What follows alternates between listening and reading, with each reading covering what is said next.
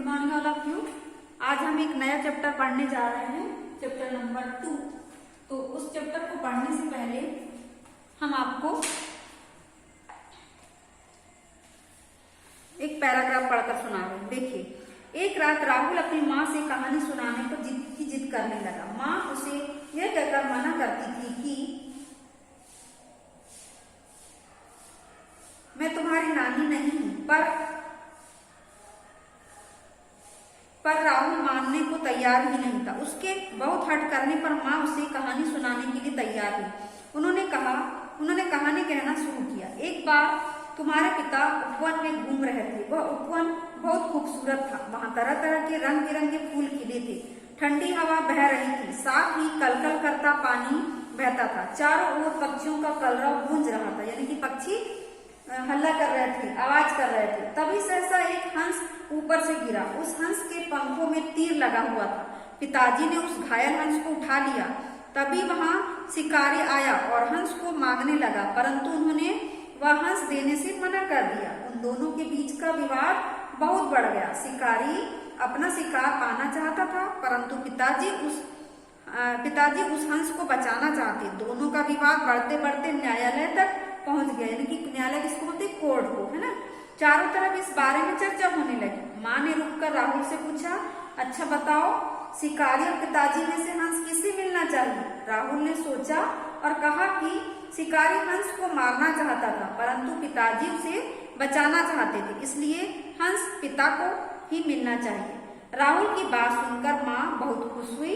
उन्होंने राहुल की सूझबूझ, दया भाव और कहानी के इस अंत के लिए बहुत प्रशंसा की, है ना।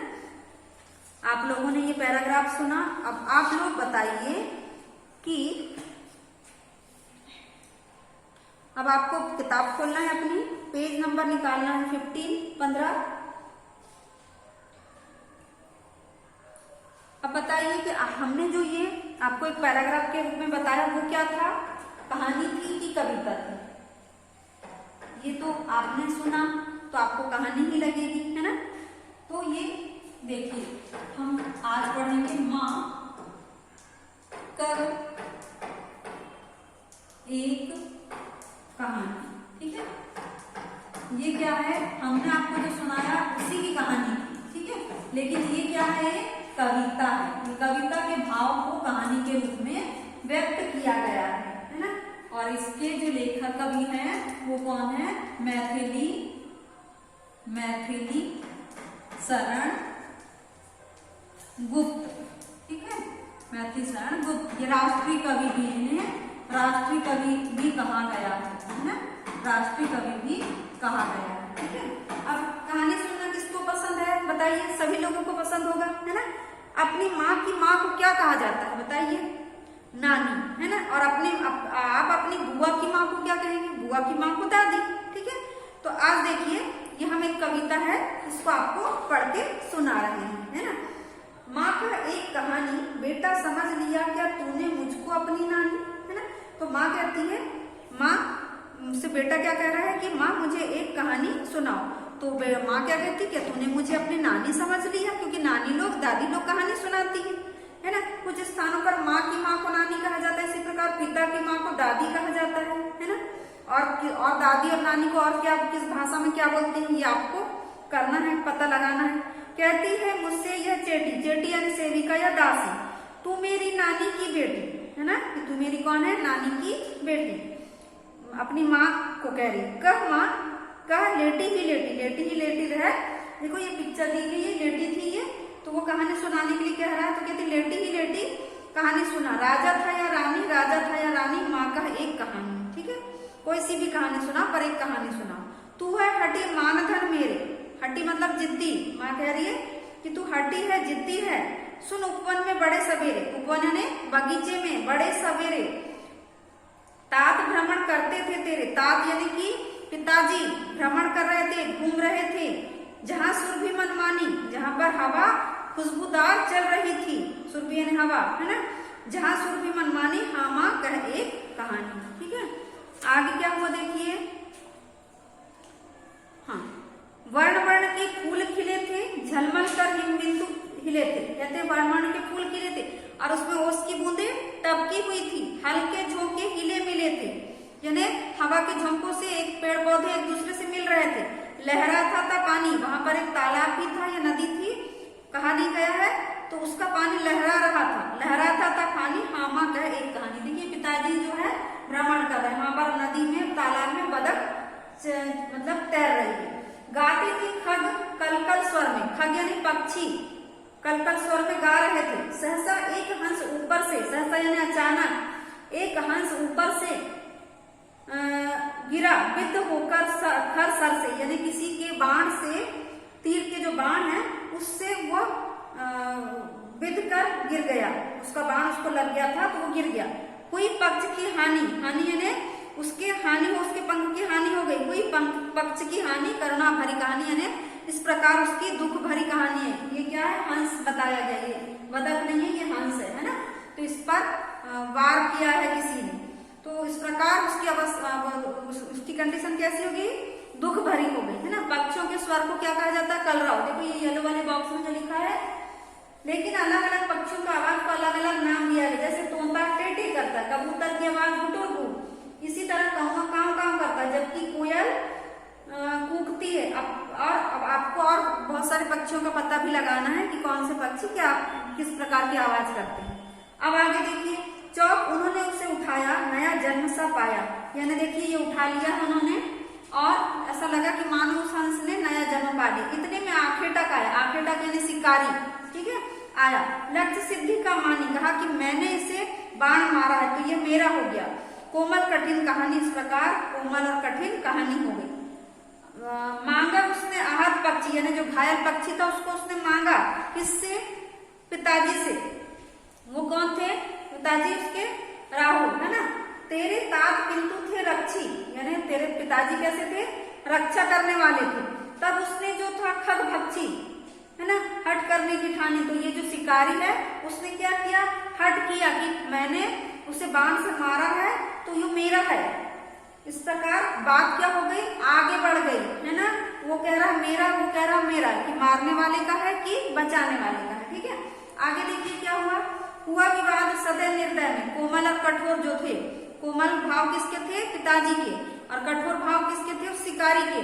तो दोनों में क्या हुआ, विवाद, झगड़ा हुआ। उभय आग्रही थे स्व विषय में, दोनों अपने ही, उभय यानी होता दोनों, अपने ही विषय में क्या थे, अड़े हुए थे। गई बात तब न्यायालय में, न्यायालय ने कोर्ट में चली गई बात। अभी हमने कहानी सुनाई थी ना, हाँ, सुनी सभी ने जानी, और सभी ने सुनी और जानी, व्यापक हुई कहानी। इस प्रकार वो कहानी आगे इनकी फैल गई। राहुल तू निर्णय कर इसका, इस प्रकार वो कहानी फैल गई, है ना, सभी जगह छा गई, सभी को पता चल गई कि क्या हुआ था। राहुल तू निर्णय कर इसका, न्याय पक्ष लेता है किसका। अब वो अपने बेटे राहुल से, ये जो कहानी सुन रहा है, उससे क्या कह रही है कि तू अब निर्णय बता, सही बता, कि कहते निर्भय जय हो जिसका, यानी तू बिना डरे, जिसकी भी जीत होती है, जीत है, उसका नाम ले। सुन लू तेरी वाणी, मैं तेरी भी वाणी सुनना चाहती हूँ। माँ मेरी क्या वाणी, यानी वो कह रहा है राहुल कि माँ मेरी क्या वाणी। गौतम बुद्ध थे वो, और उनके बेटे का नाम राहुल, ठीक है। मैं सुन रहा कहानी, इस प्रकार मैं तो कहानी सुन रहा, मैं क्या निर्णय दूं। कोई निरपराध को मारे तो क्यों अन्य न उससे उबारे, यानी कि वो उसने कोई पक्षी ने, हाँ, कोई मतलब अपराध तो किया नहीं था, उसको उस शिकारी ने बाण मार दिया, है ना, और एक ने उसे बचा लिया।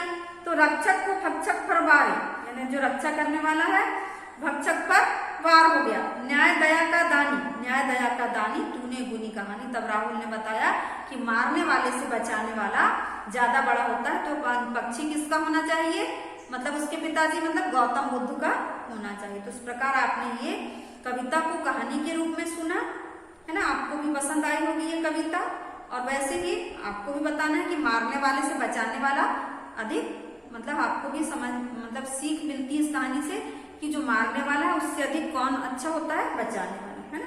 अब देखिए इसके कवि मैथिली शरण गुप्त है, उनका जीवन परिचय हम बता देते हैं आपको।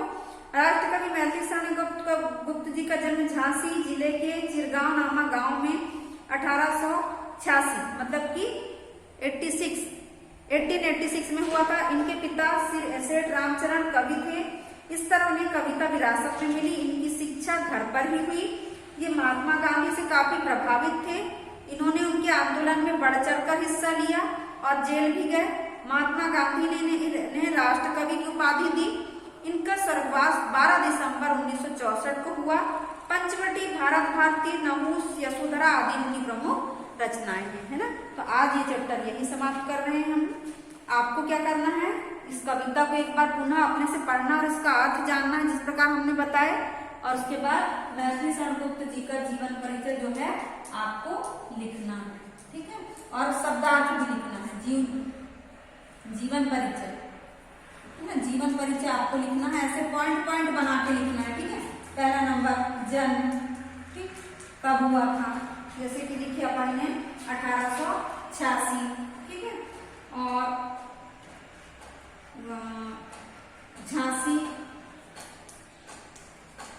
झांसी में हुआ था, और चिरगांव जिला झांसी, ठीक है, इसमें हुआ था। उसके बाद पिता का नाम, पिताजी कौन थे, सेठ रामचरण,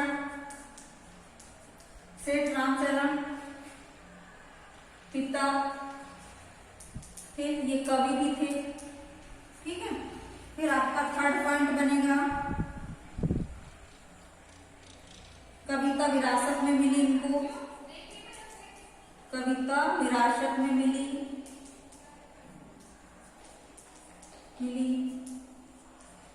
ठीक है। उसके बाद देखिए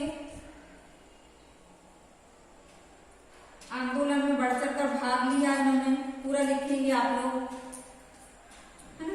फिर फिफ्थ पॉइंट बनाएंगे, राष्ट्र कवि की उपाधि दी गई, राष्ट्र कवि की उपाधि दी गई है ना। उसके बाद मृत्यु कब हुई, 12 दिसंबर 1964 को, है ना। और उसके बाद यहाँ पर 7 नंबर पे रचनाएं, ठीक है। रचनाएं में कौन कौन सी रचनाएं हैं, जैसे ये पंचवटी, भारत भारती